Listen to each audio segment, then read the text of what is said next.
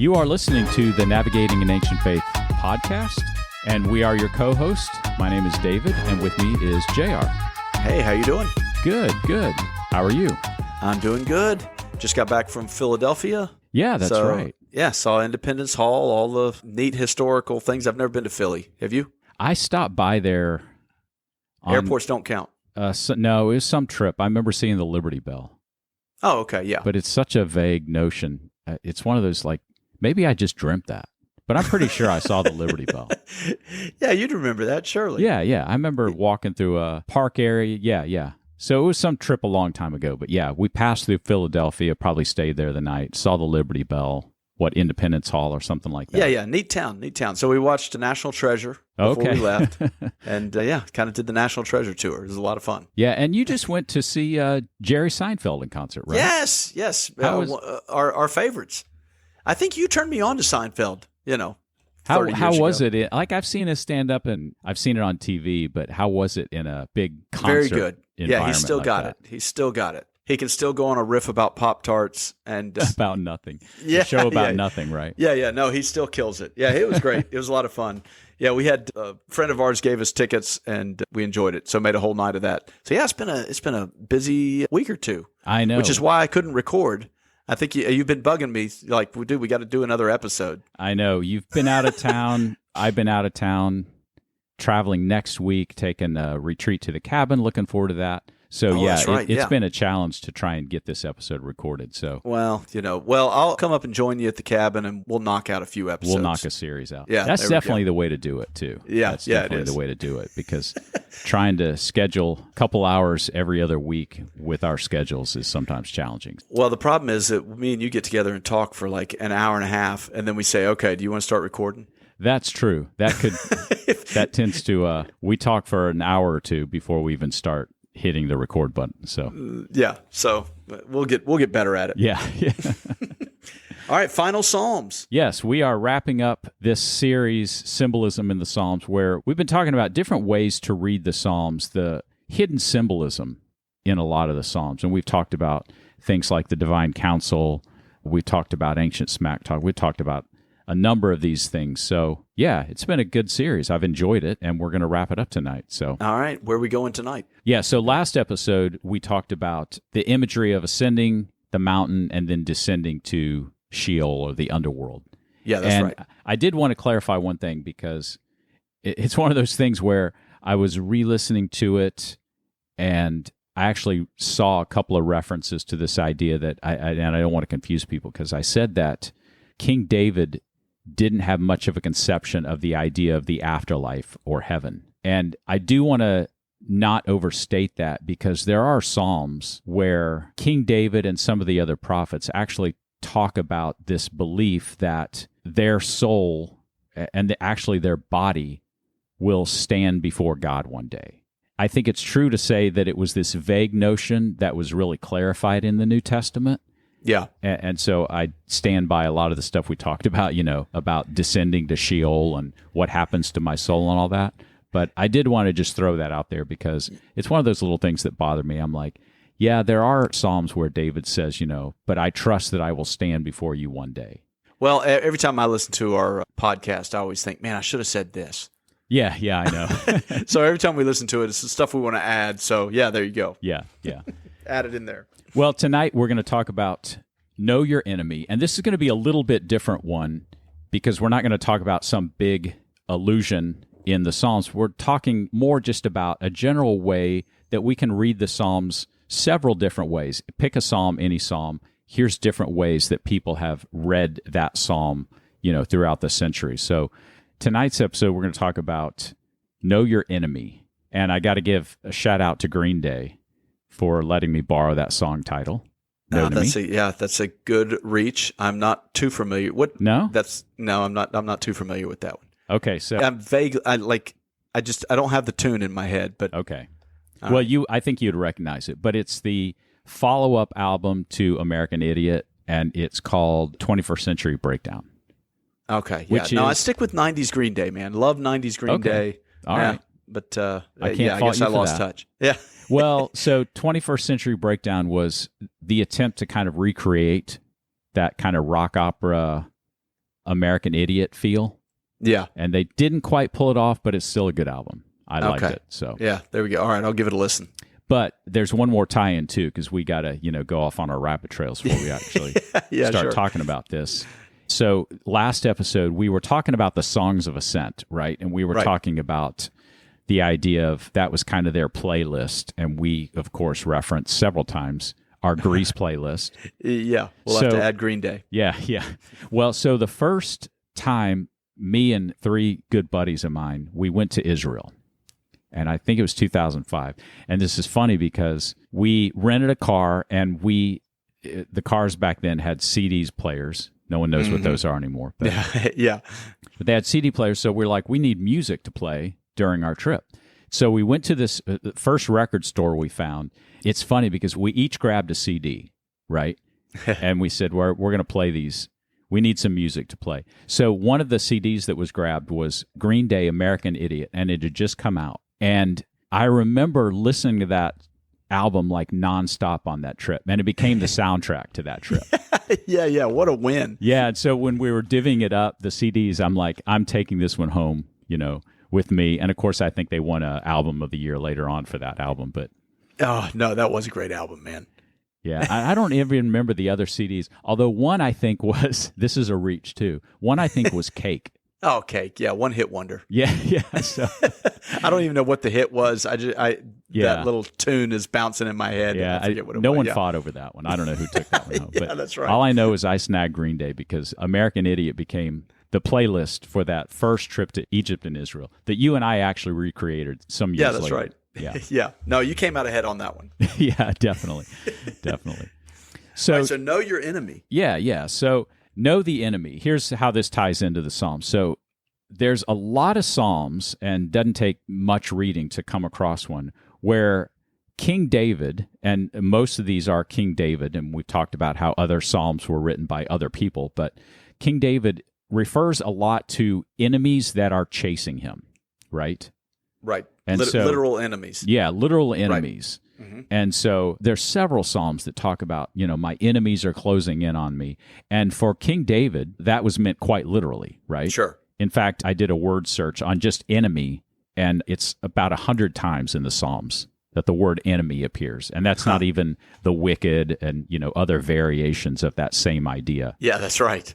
So 100 times, quite often, David is complaining about enemies that are after him.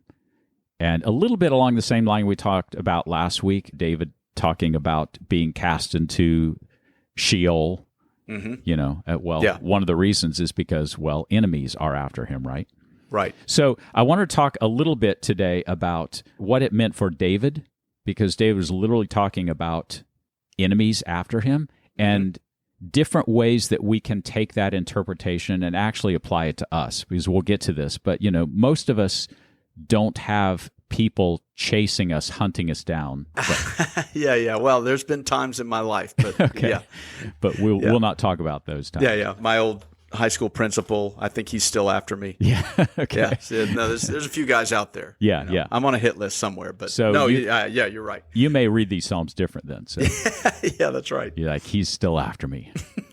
Yeah. Well, I guess that I'd start out with is one interesting thing that I started to realize several years ago about the Psalms, especially about these Psalms where David's talking about his enemy, is these Psalms are actually referring to specific incidences in David's life, and some of these incidences are actually talked about elsewhere in the Old Testament. So I think it's kind of interesting to read a Psalm and then understand that, and some of the Psalms will even say, David wrote this when this happened, and then you can go back and read that event, and it kind of sheds a whole new light on that Psalm, right? Yeah. It gives you an idea of exactly what's going on. Yeah. That he's not talking in general terms. Yeah, he's not just, woe is me, my enemies are after me, I had a bad day at work, anything like that. These are literally people chasing David down, and he's reflecting on it because he's a poet, because he's a musician. He's writing this stuff down, expressing his angst to God about enemies that are after him. Okay. Right? Yeah. So let's look at the first example. Let's look at Psalm 57, 1 through 6. And I can read this. I have this one up if you want me to read it. You got it up? All right, Psalm 57, and I'll just read the first couple of verses. But it does start out by saying, for the director of music, to the tune of "Do Not Destroy," which that sounds like a Green Day song. That's too, right. I was just looking. You were right at there. Yeah, I beat you to the punch. That too. Yeah. It's like, yeah, and it says, it's an 80s metal. Sure. Yeah. "Do Not Destroy." That's got Green Day written all over it. Do we know the tune of "Do Not Destroy"? I don't think we know that tune. That's just lost to history. That's too bad. Yeah, but it may have won a Grammy that year. Yeah, I'm sure it did. All right, and then it says, of David when he fled from Saul into a cave. Okay, so we know this is referencing a very specific case. And again, this part is part of the Psalms. This wasn't added 1,000 years later or anything like that. But the introduction to each Psalm, some of these are in the original or the earliest documents we have. Okay. That they're noted like this, and that's how we know that that's what it's referring to. Yeah, these aren't just headings that were added on afterward. Right. Okay. So Psalm 57:1 says, "Have mercy on me, my God, have mercy on me, for in you I take refuge. I will take refuge in the shadow of your wings until the disaster has passed. I cry out to you, God Most High, to God who vindicates me. He sends from heaven and he saves me, rebuking those who hotly pursue me. God sends forth his love and his faithfulness. I am in the midst of lions. I am forced to dwell among ravenous beasts, men whose teeth are spears and arrows, whose tongues are sharp swords. Be exalted, O God, above the heavens, and let your glory be over all the earth." So this one's talking in very general terms. The word enemy is not even in there, but clearly David is being pursued. Disaster has come upon him, and he says, those who are pursuing me are like very graphic language, very poetic language. This is really where we get the poetry part of the Psalms, where he says, I am in the midst of lions whose teeth are like spears and arrows. Yeah. So, Yeah, they're closing in. They're closing in. The soldiers are closing in, and I'm like a trapped beast almost, Right. Running out of places to run. Yeah. So we can read this as, okay, David's worried for his life, but when we realize that this is actually around a certain episode that takes place in the Bible, yeah, it I know where this is going. Takes on a new meaning, and you kind of know the story too, don't you? Yeah. Well, it said when he fled from Saul in the cave. Yeah. So 1 Samuel chapter 24, verses 1-3. Actually, do you have that up? Yeah, I've got it right here. Okay. Verse 1 says that after Saul returned from pursuing the Philistines, he was told, David is in the desert of En-Gedi. So Saul took 3,000 able young men from all of Israel and set out to look for David and his men near the crags of the wild goats.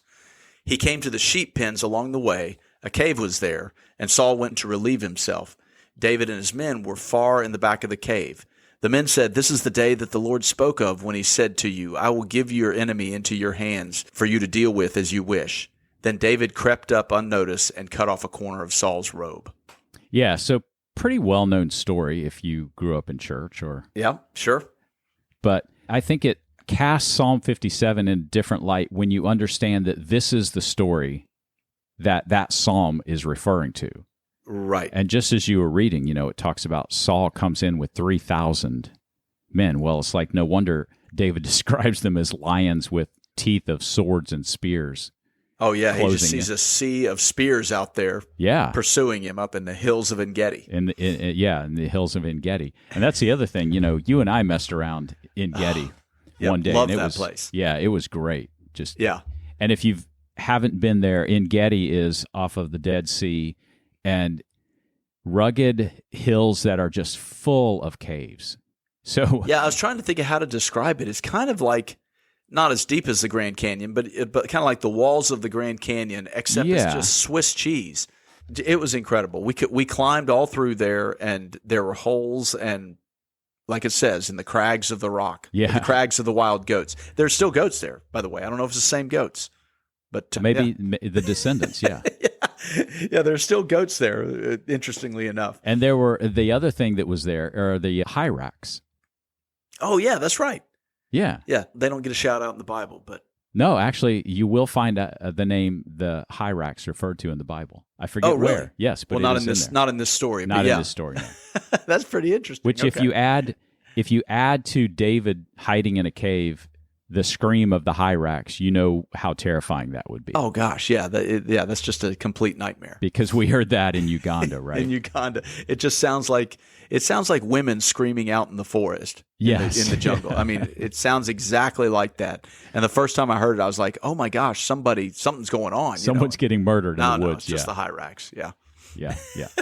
Yeah, that's worth YouTubing. Yeah. If you want to hear it. So that's another layer of adventure here, to David hiding in a cave and 3,000 men are after him, and, passes the goat pens. The Bible doesn't say it, but the Hyrax were there, and they're terrifying. Yeah. When they scream out, yeah. But it's one of those. But Engedi was one of those places that when you visit, this story makes sense when you go there. Yes. Because I've read this story and I've thought, how in the world did David? How is he hiding in the back of a cave? And how did 3,000 men not notice him? I don't know. It just never made a whole lot of sense. Yeah. And then how does David get the chance to cut off the corner of his robe? And I've read that in the past, and I've just thought it's difficult to understand how David could have gotten past the guards or cut Saul's robe without knowing. But then when we were there, we discovered really quickly, man, this isn't like a cave where you go in a big cave and 100 feet back, the cave stops. Right. This is like a series of tunnels all through these hills. Yeah. And you and I played around in there, and at one point I wiggled up through a few tunnels, and before you know it, I'm 100 feet above you and I'm hollering down at you, and you're like, how in the world did you get there? Yeah, you can end up, if you start following some of these tunnels, you can end up in a completely different place from where you entered into them. So right. You could totally see, first of all, having been there, you can totally see how if someone wanted to disappear in Engedi, it would take 3,000 people to find them, probably. Oh, yeah. If you knew those tunnels, you were as good as gone. Right, yeah. Yeah, you best just of luck. Disappear, never to be found again. Right. But then, you start to understand how they're all searching for David, and Saul goes into a cave and, relieves himself. And, somewhere in the back of the cave, David is kind of hiding out, and he can creep up close enough to cut a corner of Saul's garment off. And of course, the rest of the story goes that David's men are like, yes, we can finish the deal right here. And here's your chance. Yeah, here's your chance. This is given to you on a platter. Go ahead and take it, David, in the whole thing. And of course, David, has enough integrity that he says, no, I'm not going to kill Saul. He's still the king. He may be trying to kill me, but, that's for God to Right, handle. God's chosen, sure. Yeah, and far be it from me to kill God's chosen. So that's the well-known story of that. But so then we go back to Psalm 57, and this psalm starts to take on a different meaning, different light. David's still crying out, have mercy on me, God, have mercy. Deliver me from this, vindicate me. And so that's just kind of the first example. We don't have to go too much into this, But well, I do think it's interesting that David is in this psalm. He's asking for God to have mercy on him, for basically help me out of this impossible situation. And then you read the story and you find out he had a way out. He could have ended it right there, Yeah. Yeah. But because of his integrity, and he had everybody chasing him, and he had the integrity to know that it wasn't his place to take Saul's life. But it's still interesting that he was calling out to God for an answer, for help, even though in some ways it's like the old joke, I sent you a helicopter and 2 boats, or do you know that joke? Yeah. Okay. All right. Yeah, it's sort of like that. It's like I was praying for a solution, and here it is right in front of you, and you didn't take it. Yeah. And so that's the way it seems. But what he's doing is he recognized that there's a spiritual aspect to this whole thing that's playing out. And it wasn't it wasn't supposed to take Saul's life, but he's still calling to God to kind of what? Yeah, it's kind of like, I think what you're saying is it's almost like David is saying, God, deliver me from this situation, but not in a way that's going to compromise the hierarchy that you've set up. Yeah, there you go. Maybe, yes. Maybe it's something along those lines, Not in a way where I'm going to have to regret my decisions, compromise my integrity. Right, I realize there's a higher plane that this is happening on. Yeah. And I don't want to subvert that. Right, yeah.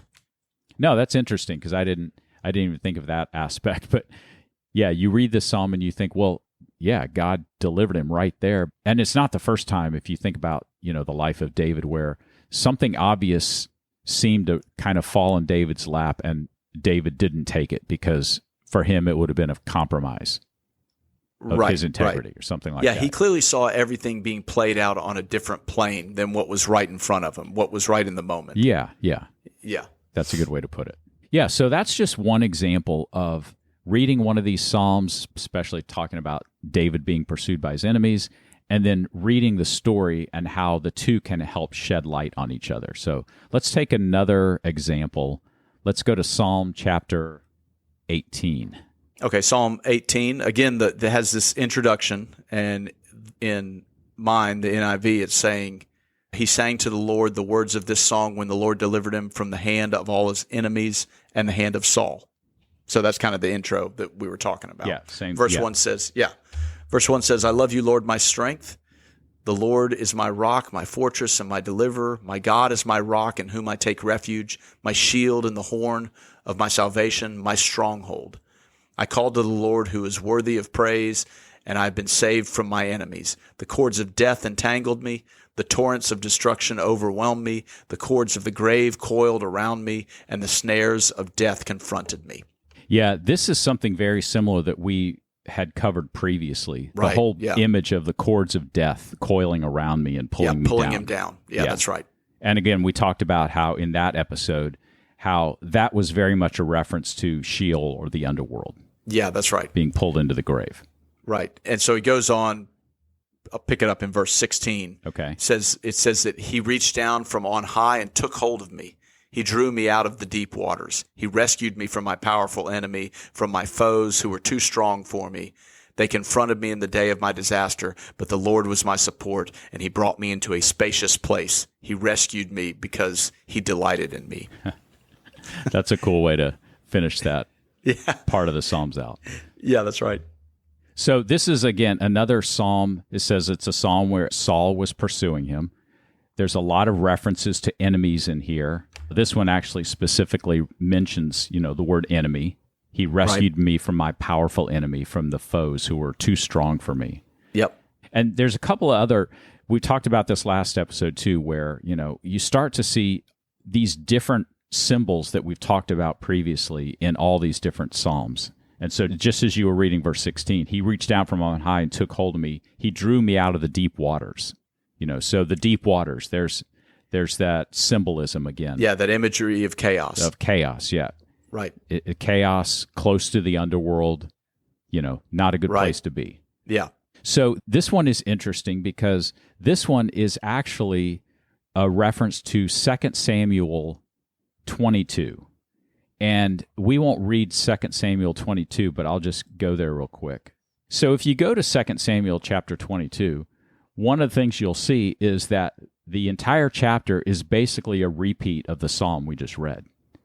And so even in my study Bible, it says, see Psalm 18, part of that psalm we just read. We read a couple of verses of it, but it's a very long psalm. So Psalm 18 is actually just kind of dropped into 2 Samuel verse 22 as part of the narrative almost, which I think is kind of cool because, again, I'm not sure I really realized for a long time that some of these psalms are actually part of the story. It's not just referencing a story, it's part of the story. And this is an example of that. Yeah. Well, it's easy to look at the Psalms as sort of like, well, these are just stories, kind of like we look at our music. You can get some interesting theology out of our praise and worship music today, but nobody really kind of digs through it for deep theological truths necessarily, even though there's some of that in there. So it's easy to look at the Psalms and say, well, these are just sort of their praise, and this is how they passed the time.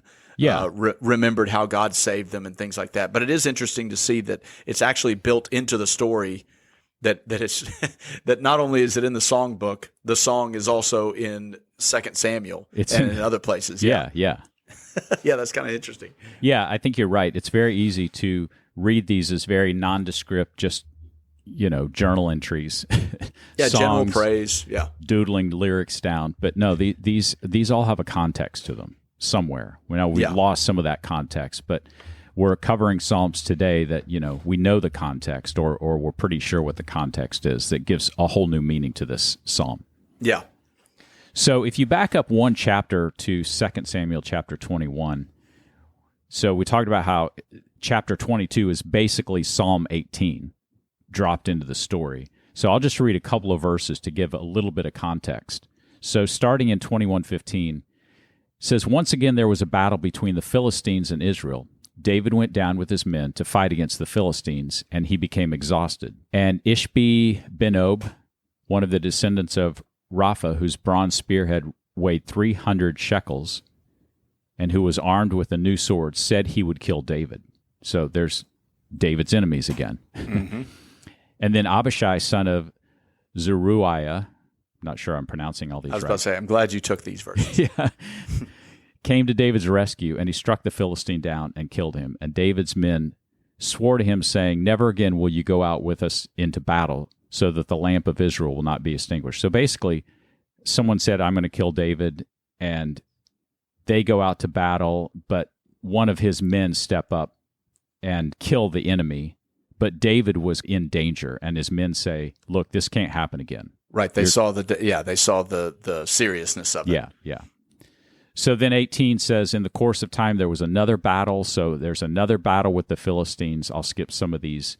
Well, so verse 19 continues, "In another battle with the Philistines, Elkanah, son of Jair, the Bethlehemite, killed the brother of Goliath, the Gittite, who had a spear with a shaft like a weaver's rod." So there's the brother of Goliath. That's interesting too. Yeah, that's right. Is this where all kind of Goliath's brothers got finally wiped out? Yeah, I think so. So. Yeah. And so that's kind of this story, still in another battle, verse 20. So it's talking about all these conflicts they're having with the Philistines.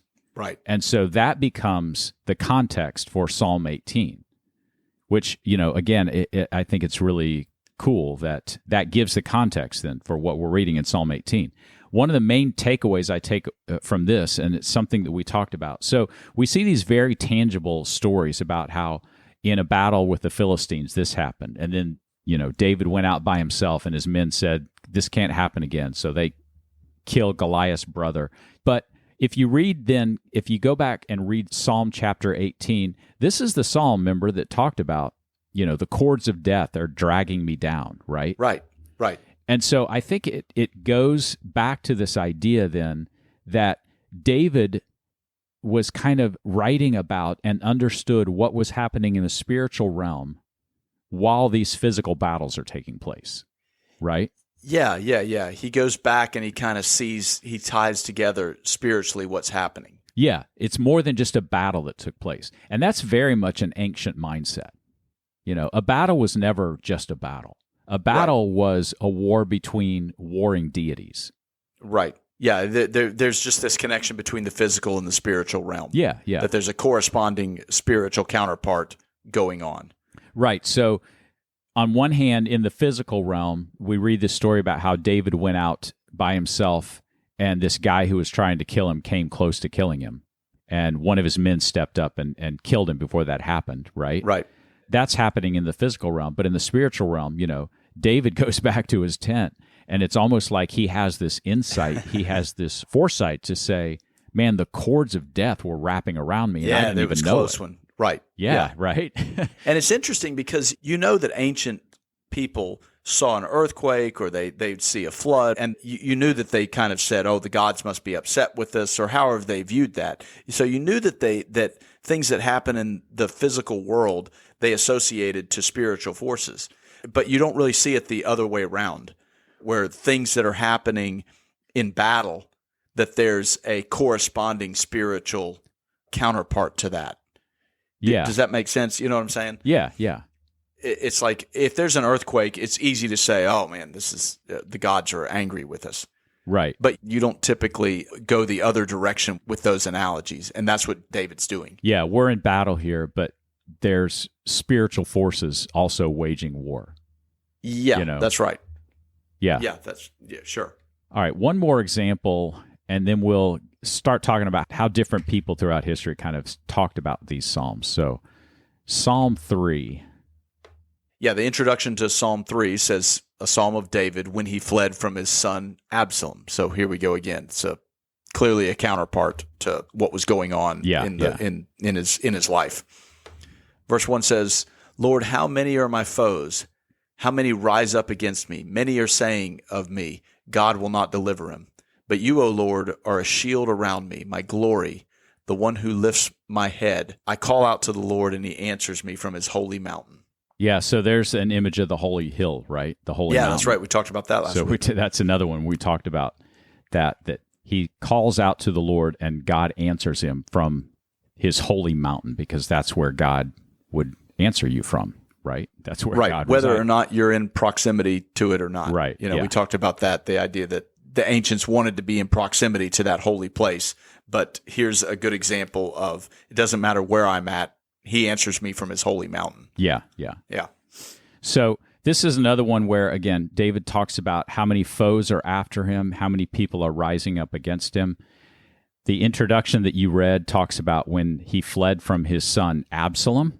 And if you know that story, that's quite a story. Mm-hmm. But we can pick up a little bit of that story in 2 Samuel chapter 15.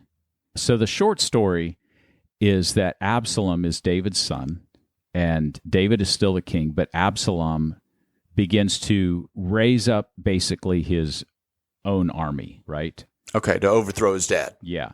Right. And verse 10 talks about Absalom sent secret messengers throughout the tribes saying, as soon as you hear the sound of the trumpets, then say, Absalom is king in Hebron. So, he's saying, here's the signal, and you're going to make me king. Right. 200 men from Jerusalem had accompanied Absalom. They had been invited guests, and they went quite innocently, knowing nothing about the matter.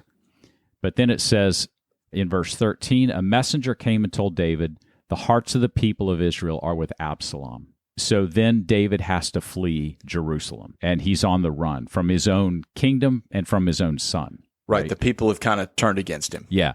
And so the story plays out. A lot happens with his son Absalom. But yeah, so Absalom disrespects his father David with David's own wives, concubines, in plain sight. I won't get into all those details. David raises an army to counteract Absalom's army, and they're on either side of the Jordan River. And you remember how this story ends, is that Absalom is riding his donkey, and his hair gets caught. Right? Yeah. Loved this story. Yeah, so David's army actually routs Absalom. Absalom's fleeing, and his hair gets caught, and he's found hanging in a tree. Oh, it's such... What is it? Poetic justice? I don't know. Yeah. Do you remember how that story ended? I'm trying to think. Well, obviously he got his hair stuck in the branches. And I believe one of the servants of David found him and ran and told Joab, I believe. And Joab says, well, why didn't you kill him? And the servant said, I wasn't going to kill the king's son. Are you crazy? And Joab goes back and throws a spear into him and kills him. Okay. So yeah, I seem to remember, that one guy had a chance and said, I'm not going to do it. Kind of for the same reason we talked about earlier, Right. Yeah, it's not my place. It's not my place, yeah. Apparently Joab said, no, it's my place. He got over that, yeah. Yeah, he didn't have any issues with it. So then Absalom dies, and of course David mourns his son even after all that, and then goes and retakes the throne. But so that's the whole story of David and Absalom. And so there again, it's very interesting then to go back and read Psalm 3 in the light of everything that just happened, right? So when David said, how many of my foes are rising up against me, I mean, he's talking about his own son taking the throne from him. Yeah, my own family is turning against me. So those are just a couple examples of interesting Psalms talking about the enemy, but very much referencing actual events in the life of David. And so it's one way to read the Psalms. When Psalms say this is referring to this event, go back and read that event, and then go back and read the Psalm. Clearly, we're about talking about physical enemies that are chasing David. Right. The Philistines, Absalom, these are all real people. Yeah. But you're saying that there's also another layer to this. Yeah, so there's different ways to read this. So that's kind of the actual event that we talked about. Right. So one of the things that helped me in reading the Psalms, where I began to read the Psalms different, is some of the early church fathers, some of the desert fathers, were referencing this way that they read the Psalms, and it kind of opened up all the different layers of how you could read something like the Psalms different ways. So I bring up this whole issue again that we talked about at the outset of this episode. Most of us don't have people hunting us down trying to kill us. Right. Most of us, after a day or at work or something like that, we don't go read these Psalms about how many are my enemies and their teeth are like swords. Most of us, if we're honest, can't relate to that. Yeah. Probably not. Yeah, hopefully not. But there are ways to read the Psalms that can start to get to these deeper layers of meaning that can actually start to apply to our life. One of the things, I'll get back to the Desert Fathers, but one of the things I just read recently is that C.S. Lewis actually mentioned 4 levels of meanings in the Bible. And so I wrote these down real quick, that he talked about the literal meaning. So that would be, we're reading a psalm that's referring to an event in David's life, right? The Philistines are actually chasing me. Yes, the Philistines are literally chasing him. Right. He talked about the typological, or I would say the symbolic, and we've talked about the symbolic all throughout this series. Right, the connection between the physical and the spiritual realm. Exactly. That, the mountain of God, the deep waters, all those things have more meaning, symbolic meaning, than sometimes, most of the time I would say that we today understand. Our kind of simplistic reading of it. Right. And then C.S. Lewis said there's the moral level and there's the spiritual level. And those two are kind of, I would say, very similar, but we're going to talk about the spiritual level here in a minute. But, the moral level would just be, we today would say, what's the moral of that story?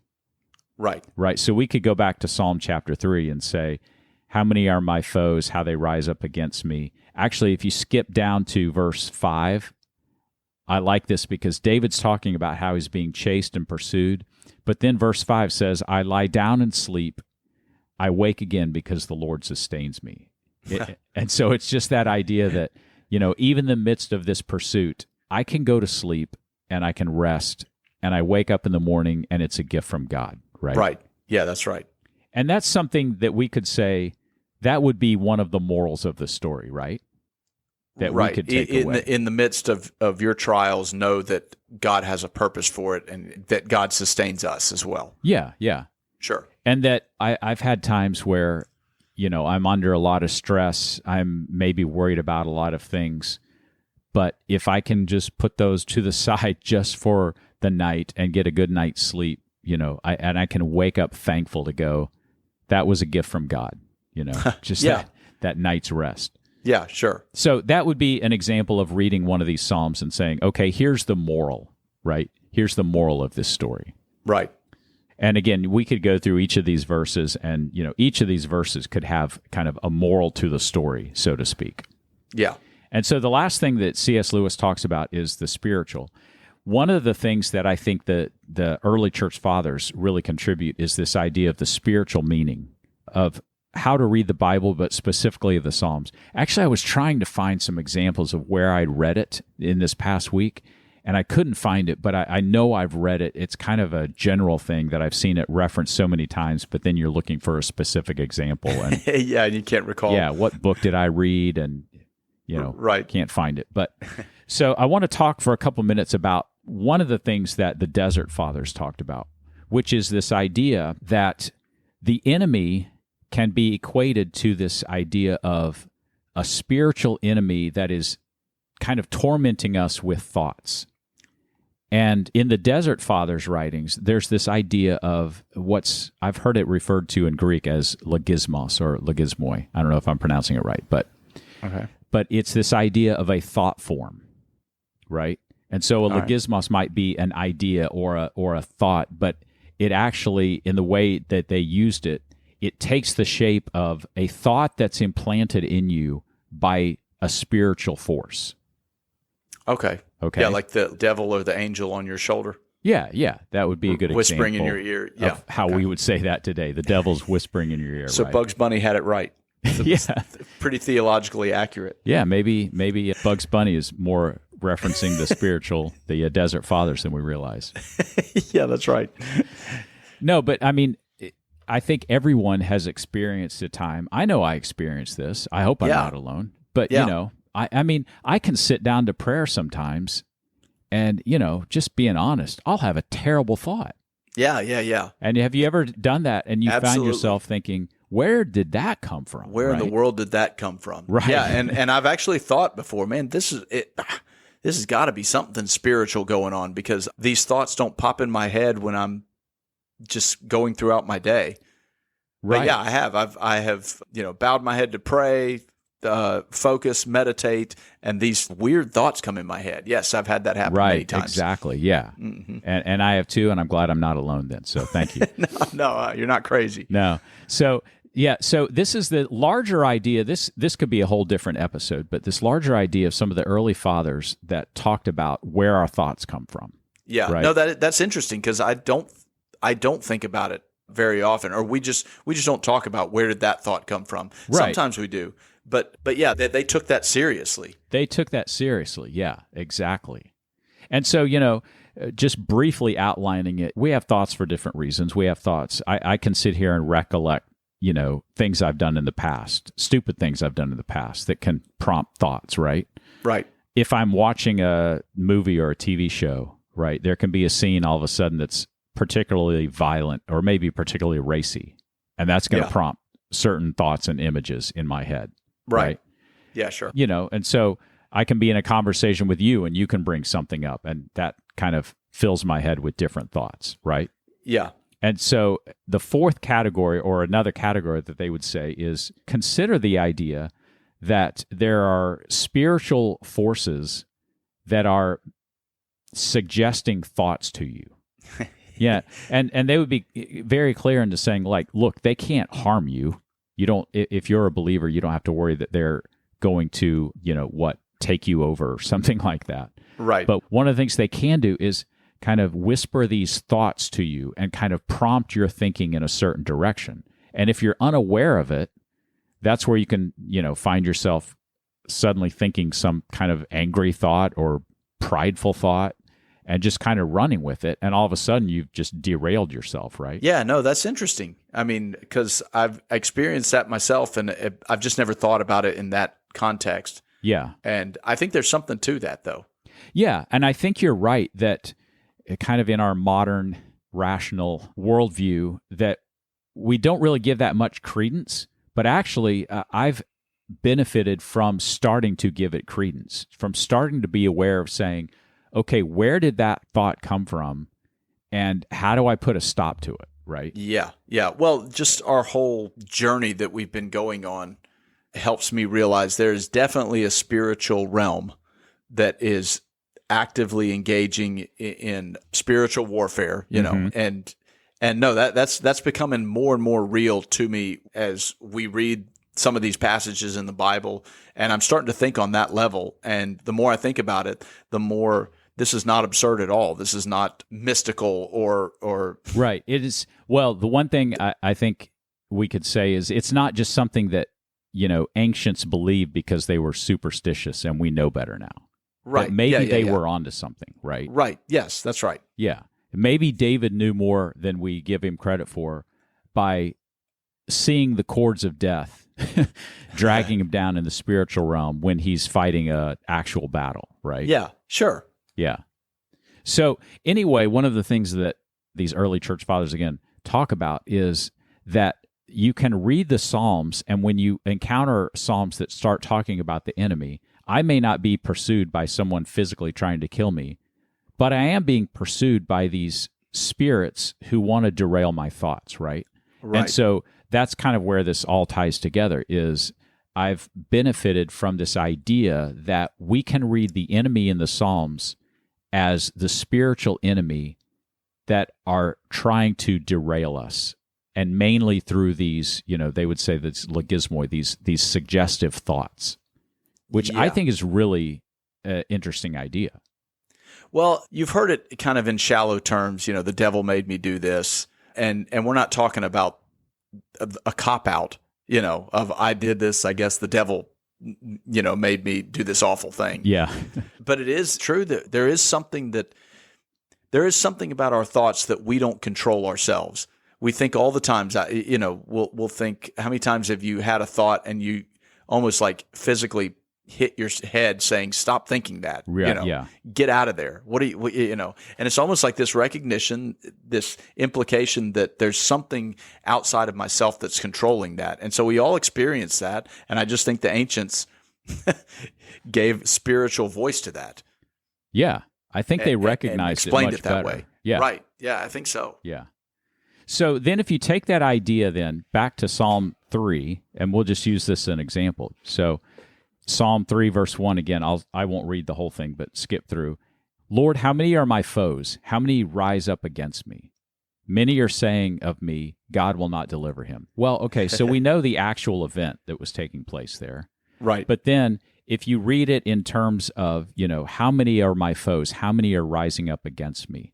Like, right. How many of these oppressive thoughts do I wrestle how many with? of those voices are in How my many head? of these voices are coming? And even the next verse that says, many are saying, about me, God will not deliver him. Yeah. How many times does that voice say, God's not going to deliver you? Yeah, what are you thinking? Yeah. Why are you sitting down to pray? God's not listening to you. Yeah. You really think he's up there? Yeah. Yeah, you're right. So then it goes on, but you are a shield around me, my glory, the one who lifts my head. And then, again, I call out to the Lord, and he answers me from his holy mountain. Again, in that light, I think that takes on a different type of symbolism too, right? Right. So that I get confirmation. From time to time, you get that, whether it's a feeling, whether it's a thought, you get that confirmation that, God is listening. God heard my prayer. Yeah. That he is out there, and that those voices that are saying, come on, really? Yeah. You're going to pray to God about your job. There's 3 billion people on the planet, and and you think he's worried about whether you get that promotion or whether this guy at work is annoying you or something like that, right? Right. And and those voices are always in our head, but then every once in a while you get that confirmation, that affirmation that no, God does hear me, that God does supply my needs. Yeah. Yeah. Yeah, you do read it differently. I like that. Yeah. A couple more verses, just because I think they're cool and they really drive the point home. I will not fear, though tens of thousands assail me at every side. And sometimes it does feel like tens of thousands of voices are assailing me. And then it says, arise, Lord, deliver me, my God. Strike my enemies on the jaw. I like that too. Break the teeth of the wicked. God, strike these people down. And that's another thing that I think the ancients and the early church fathers were not afraid to say, God, I'm being assailed by the Spirit right now. God, lay the smack down, right? Like, yeah, that's right. Break his jaw. Tell him to leave me alone, basically, And they believed that God would answer that prayer. God would answer him from his holy hill, right? So sure. This Psalm 3, I think, is a cool example of how it takes on an entirely different meaning from the actual story that's going on once we understand some of the teachings of the early church fathers and the wisdom of some of these early monastics of, hey, what if the enemy is these spiritual beings wanting so badly to derail your thoughts and distract you and discourage you and derail you, right? Right. Yeah, I definitely like reading that through that spiritual lens. Because I think we naturally try to pull the moral of the story out. We obviously, if you're a history buff, you want to get the actual context, the physical context of what was going on when he had written this. But you're right. I think there's so much of the Bible that we read and we don't see the spiritual. We don't look at it through that spiritual lens. Yeah. But but along that spiritual lens that we're trying to read it, there's also kind of just a practical, I get in my own way a lot. My own mind is deceptive, and the Bible talks about how deceptive our hearts are, and that's what they're talking about, that we can fool ourselves so many times. Yeah, where Paul says, that I have the desire to do good, but I just can't carry it out, and I keep doing the evil that I don't want to do, right? Yeah. I think that's it's in Romans. But yeah, that I want to do something. There's also this battle going on. It's easy to point to these little spiritual demons that are whispering in our ear, but also there's this battle going on inside our own heart that Paul's talking about, or it's inside our own mind. And so there's a spiritual battle going on, but there's also an enemy within myself. There's a battle going on within my own heart that I need God's help to pull me through. Yeah, the cliche, sometimes I can be my own worst enemy. Sure. Holds true. But I think actually that's a good point, because I think what you're pointing out is, so we've talked about how, yeah, there are spiritual forces kind of at play, and we talk about the devil made me do it. But the opposite of that is sometimes, a lot of times, maybe that, look, I just need to own it, right? Right. There doesn't need to be any spiritual force prompting me to make bad decisions. I'm perfectly capable of myself. But sometimes I think we use one or the other almost too much as a crutch. Like, we all know people, or I've known people who, nothing was ever their fault. It was always the devil, right? Yeah. Evil's after me, right? And I'm like, sure. You look at some of the decisions they make and you're like, yeah, I don't think the devil really had to force you to do that, right? Right. Well, I think it's just a deflection. It keeps you from having to look in the mirror. Yeah.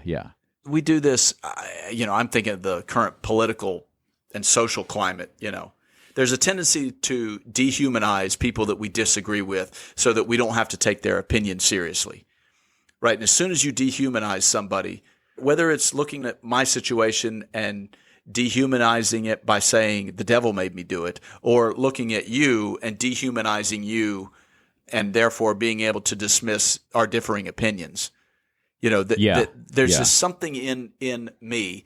Part of the battle that goes on in my heart is my tendency and temptation to simply dehumanize people I disagree with. Yeah. And I mean, that's sort of, golly, you see that everywhere today. Well, and perhaps today we're too quick to label others as the enemy. Right. And maybe that's too strong. Like, hey, maybe that person's not your enemy. Maybe they just disagree with you, right? Right. Yeah. But again, as soon as we dehumanize somebody, as soon as we slap a label on them, then that's permission.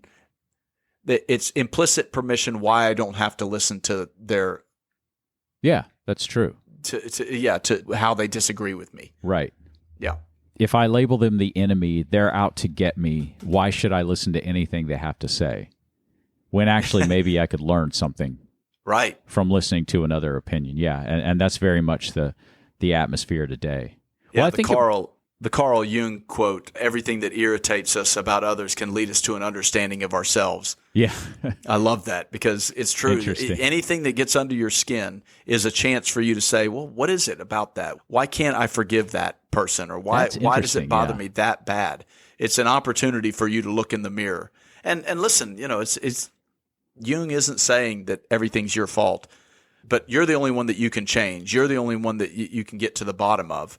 And so it does give you a chance to kind of, always look in the mirror and say, what is it about this person, or what is it about this situation that irritates me? How come that bothers me so much? And it can lead us to an understanding about ourselves. No, I think that's a great question. Why does this thing bother me so much? And that may say more about me than it does about the situation. But yeah, that's interesting. That's an interesting question. Yeah, no, it works out well. Well, we're bringing up all these, I think I'll come back to this word that you like, we're bringing up the tensions here, right? Right. So there are very real enemies out there. Don't be naive. They're out there. But we can also be quick to vilify people. Sometimes the enemy is within me. Sometimes I'm my own worst enemy. Right. And so there's, all these realities that we have to kind of wrestle with. And that's the perspective that we can bring to these Psalms that, as we read through, and we read all the times David talks about his enemy. Well, is this one about me? Is this one about maybe I really am being oppressed? Maybe I'm vilifying others when I shouldn't, Maybe I'm calling people the enemy when, like you were saying, I'm just dehumanizing them instead of listening to them. Right. I think all that's wrapped up in kind of this spiritual interpretation of the Psalms that we've been talking about. Right. Well, I just like C.S. Lewis's advice of, look, read the Psalm and read it in those 4 different ways. Like, that's worth writing down. It specifically in Psalms. You could probably do this throughout the Bible, obviously, but specifically in the Psalms. Read it in the historical context. Read it in the moral context. Read it in the spiritual context. And you'll get something out of it, so many different ways. Yeah. Yeah, you can read it 4 different times and get 4 different things out of it. Yeah. So if the Bible is boring to you in any way, tackle it this way. It's like peeling the layers back of the onion. You're going to find so many different ways that you're going to be able to read this, Yeah.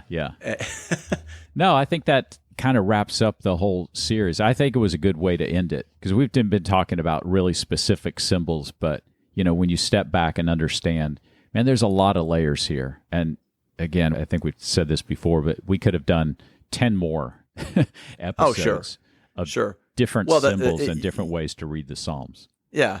And the encouragement to the listeners is now go find those 10 more, those 100 more. Yeah. Go in the Psalms and find them. You'll see it so many times. Yeah. Once you see it, you can't unsee it, and you'll see 100 different examples of it.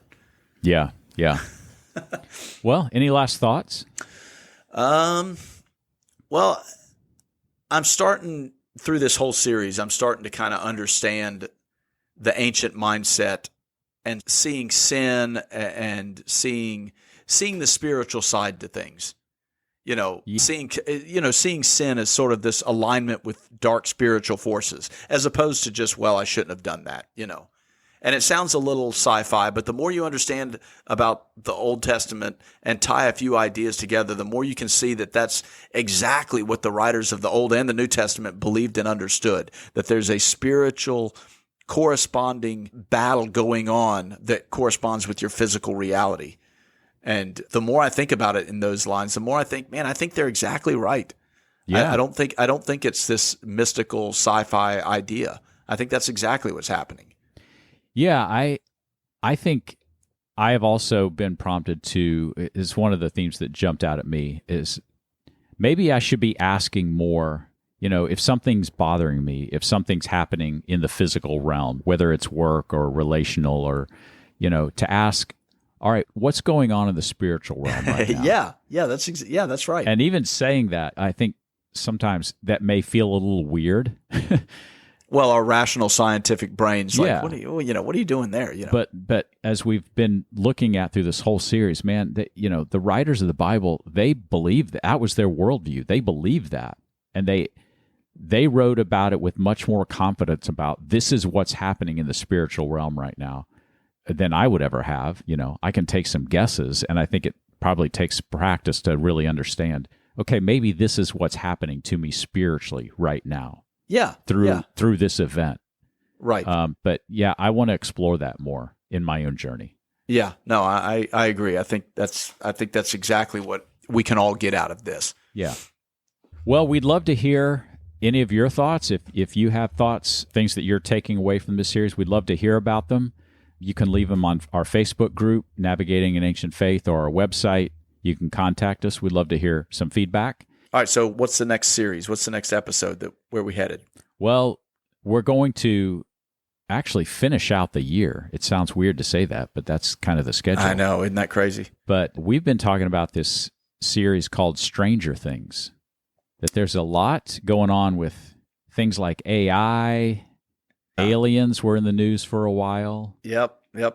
Yeah, so I know you're looking this is forward to all right up my alley. Yeah. I love the show, but I love the topics. AI. Yeah, there's a lot of things going on that at least get you to think about it through a biblical lens. How do you tie in with AI, artificial intelligence? How do you tie in with this story of aliens? Yeah. So this is going to be a lot of fun. Yeah, and that's how we're going to tackle this. Is we're going to talk about, as Christians, how should we be thinking about this? And even bringing back some of the symbolism and what does this really mean? Because there's a lot of different ideas, crazy ideas, A lot of noise. Yeah, a lot of noise out. That's a good way to put it. There's a lot of noise out there around these subjects. So that should be fun. It'll be a 3-part series. We're going to talk about some of these things that are popping up in the news that are scary if you don't understand them. Maybe they are scary. Maybe they shouldn't be scary to us, but we'll talk about all that. Yeah. All right. Sounds good. Yeah. I'll meet you up at the cabin. What do you say? That sounds good. All right, great. We'll talk to you all next episode. Thanks for listening. All right, we'll see you.